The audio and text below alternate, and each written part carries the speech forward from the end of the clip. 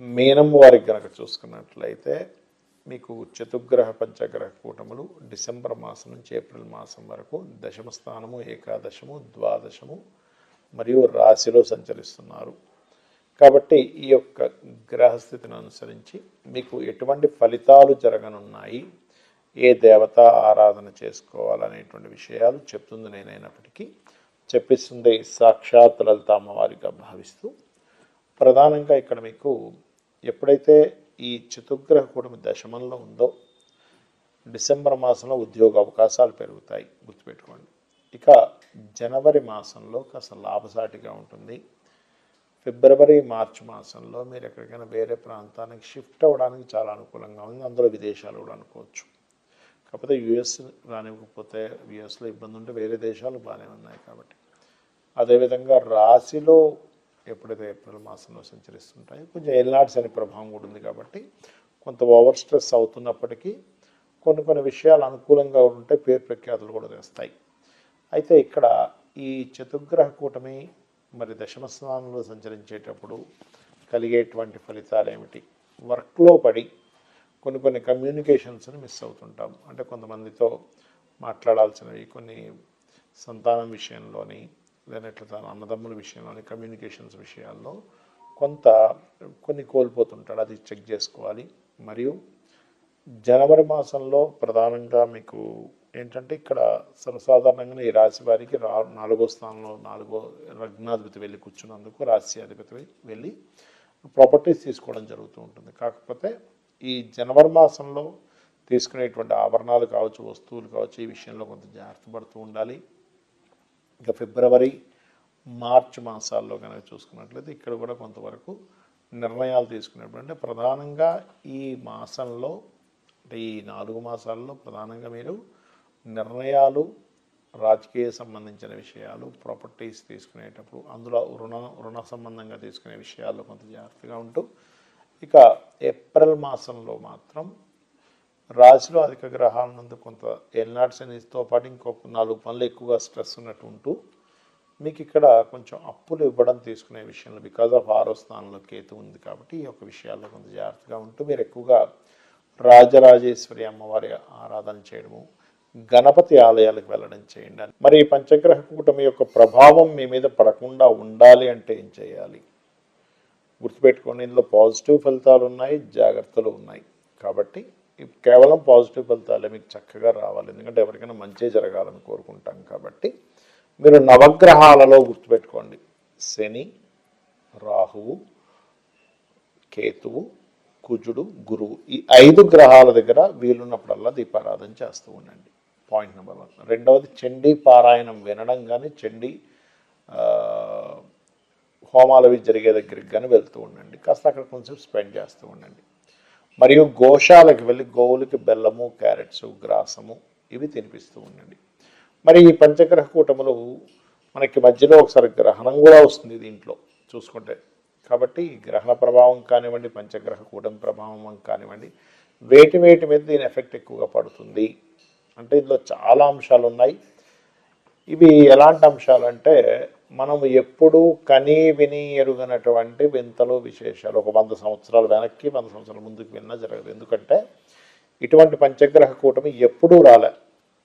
మనకి సంవత్సరానికి ఒకసారి ఖచ్చితంగా చతుర్గ్రహ కూటమి వస్తుంది. పంచగ్రహ కూటమి 2 ఏళ్ళకి 3 ఏళ్ళకి ఒకసారి ఖచ్చితంగా వస్తుంది. కానీ కేవలం 2 నెలల్లో 3 సార్లు పంచగ్రహ కూటమి రావడము, కేవలం ఒక 3-4 నెలల వ్యవధిలో 3 సార్లు చతుర్గ్రహ కూటమి రావడం జరుగుతుంది. అంటే ఏమిటి? ఈ కూటమి అంటే కలవడము. ఈ కలవడం అనే దాన్ని ఎట్లా తీసుకుంటాము అంటే ఇది రకరకాలుగా చూపిస్తుంది. ప్రపంచ దేశాలు మొత్తం ఈ అట్మాస్ఫియర్ మీద ప్రపంచ దేశాలు అన్నిటి మీద చూపిస్తుంది. అంటే కొన్ని దేశాల యొక్క కరెన్సీని కంట్రోల్ చేయడానికి కొన్ని దేశ నాయకులు ఒకటై కొన్ని నిర్ణయాలు తీసుకోవడం అనేది జరుగుతుంది. గుర్తుపెట్టుకోండి, పాయింట్ నెంబర్ 1. రెండవది, యుద్ధ సంబంధించిన వాతావరణం వస్తుంది ఈ పంచగ్రహ కూటమి వల్ల, ఈ 3 సార్లు రావడం వల్ల.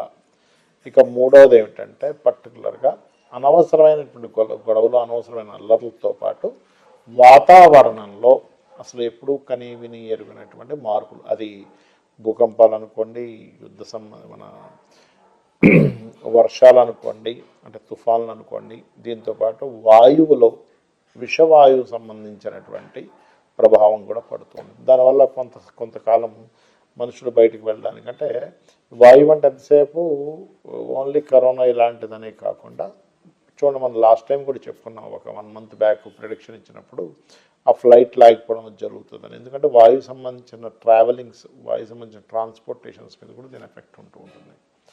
అదేవిధంగా శుక్రుడు ఎప్పుడైతే మనకి డిసెంబర్ 16వ తేదీ నుంచి 16-17 తేదీల నుంచి ఎప్పుడైతే ఇందులోకి మారుతున్నాడు ధనస్సులోకి, ఇక్కడ స్త్రీలకి కొంత జాగ్రత్త పడాలి. అంటే స్త్రీల మీద కొంత వ్యతిరేకత రావడం కానివ్వండి, శుక్రుడు సినిమా ఫీల్డ్కి కారకుడు కాబట్టి సినిమా ఫీల్డ్ వాళ్ళ మధ్యన గొడవలు రావడం కానివ్వండి, సినిమా ఫీల్డ్ మీద కొంత వ్యతిరేకత రావడం కానివ్వండి కూడా ఇది 6 నెలలు పనిచేస్తుంటుంది.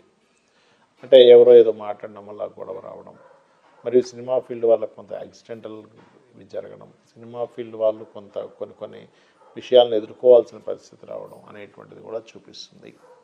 అదేవిధంగా స్త్రీల మీద అఘాయిత్యాలు జరగడం, ఎందుకంటే శుక్రుడు ఎప్పుడైతే ధనస్సు రాశిలోకి వస్తాడో ఈ డిసెంబర్ మాసంలో, అక్కడి నుంచి ఒక 6 నెలల పాటు స్లోగా ఆయన మకరంలోకి వెళ్ళడం, పంచగ్రహ కూటంలో ఏర్పడడం, మళ్ళీ కుంభంలోకి వెళ్ళడం, మళ్ళీ మన ధనస్సులోకి మీనంలోకి వెళ్ళడం, ఆ రకంగా తన యొక్క ప్రయాణం ఒక 5-6 నెలల పాటు కాలసర్పయోగంలో ఉండడం జరుగుతూ ఉంటుంది. కాబట్టి అదేవిధంగా ఈ కరెన్సీ రిలేటెడ్, మనీ రిలేటెడ్ సంబంధించిన రూపం కూడా మారనుంది, గుర్తుపెట్టుకోండి. కరెన్సీ రూపం మారనుంది.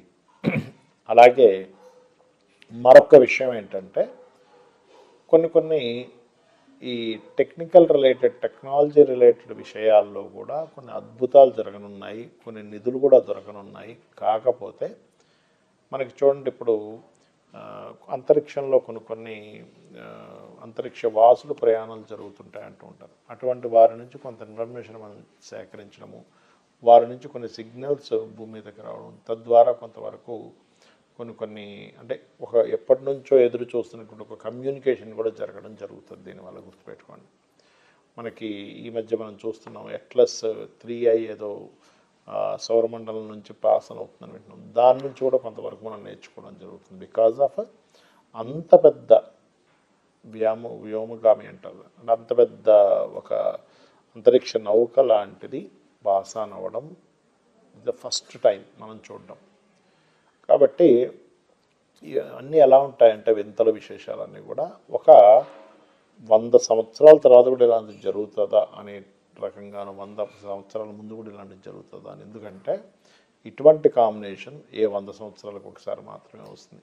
ఎలాంటి కాంబినేషన్ ఎన్ని సంవత్సరాల తర్వాత వస్తే అంత విశేషాలు, అంత వింతలు, అంత గందరగోళాలు జరుగుతుంది. అందుకే చూడండి, అంత అల్లర్లు ఎక్కువగా జరుగుతూ ఉన్నాయి మనకి. ఎందుకంటే దీనికి కేవలం గ్రహాల యొక్క సంకేతం ఒకటే కాకుండా మనకి ఒక పెహల్గాం దాడి ముందు కూడా మన పూరి జగన్నాథుడి యొక్క ఆలయం మీద వచ్చి ఆ గ్రద్ద ఆ జెండాని ఎత్తుకుపోవడం అదంతా జరిగింది. ఈ మధ్య కూడా మీరు కనుక గమనించినట్లయితే కొన్ని కాకులు, గ్రద్దలు కూడా ఆ ఆలయం పైన ఉండేటువంటి గోపురం జెండా చుట్టూ తిరుగుతున్నాయి అనేటువంటిది మనం వింటూ ఉన్నాము. కాబట్టి నేను చెప్పేది ఒకటే, ఇక్కడ ముండేన్ ఆస్ట్రాలజీ అనేటువంటిది ఎందుకుంది అంటే సామాన్య మానవుడు తన ఇబ్బంది పడకుండా తన జీవితాన్ని గడపాలి. దానికి మనం ఏం చేయాలి? నిత్యము ఇంట్లో చండీ వింటూ ఉండండి, చండీ పారాయణాల దగ్గరికి వెళ్తూ ఉండండి, గోసేవలు చేస్తూ ఉండండి, నిత్యదేవత ఆరాధన చేస్తూ ఇంట్లో కొబ్బరికాయ కొట్టండి. ముఖ్యంగా ఎప్పుడైతే ఇంట్లో కొబ్బరికాయని మీరు కొడతారో ఖచ్చితంగా మీకు ఉండేటువంటి నెగిటివ్ ఎనర్జీ మీరు పడాల్సిన ఇబ్బంది పడకుండా ఉండగలుగుతారు. శ్రీమాత్రే నమః.